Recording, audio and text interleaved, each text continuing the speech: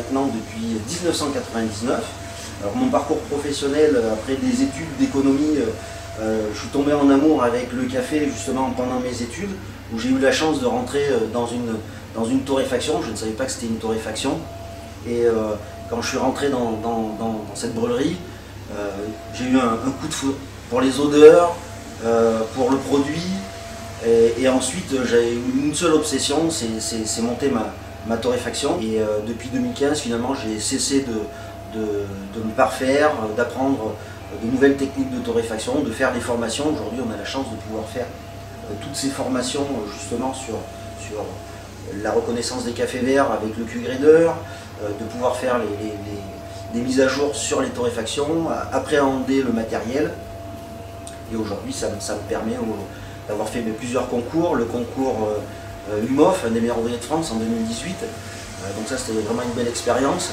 Là, je me suis aperçu que forcément, j'avais encore des lacunes, donc j'ai continué à parfaire mon apprentissage. J'ai fini 3e des championnats de France donc du collectif café en 2019. Là aussi, je me suis aperçu qu'il y avait encore des lacunes, donc j'ai encore travaillé.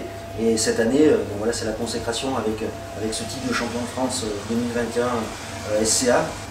On essaye de se parfaire pour vraiment maîtriser son métier et devenir un vrai professionnel. Moi, finalement, c'est ce que je voulais.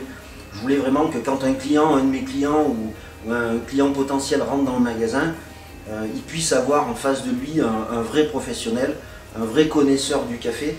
Et aujourd'hui, je pense que justement ce titre vient couronner tout ça. Donc c'est vrai que je dis merci aussi, et je le rappelle, à tous ceux qui ont justement pu me former, ou m'apprendre, ou partager, que ce soit aussi bien certains torréfacteurs, je parlais d'Élodie et David, Vincent Taverne sur l'île, Dayo, et je pense à Jérémy, et je pense à toi aussi, voilà, qui a su m'accompagner, ma famille, parce que c'est vrai que sans la famille non plus, c'est toujours un peu compliqué voilà, on a besoin d'avoir une équipe, on a besoin d'avoir de gens qui vous soutiennent, qui regardent votre travail. Voilà, c'est bien aussi de partager avec d'autres torréfacteurs, de goûter les cafés des autres, de sortir de son magasin, d'aller à la rencontre aussi bien de ses consommateurs que d'autres professionnels pour pouvoir échanger et partager et transmettre. Voilà, moi je suis vraiment dans cette optique-là.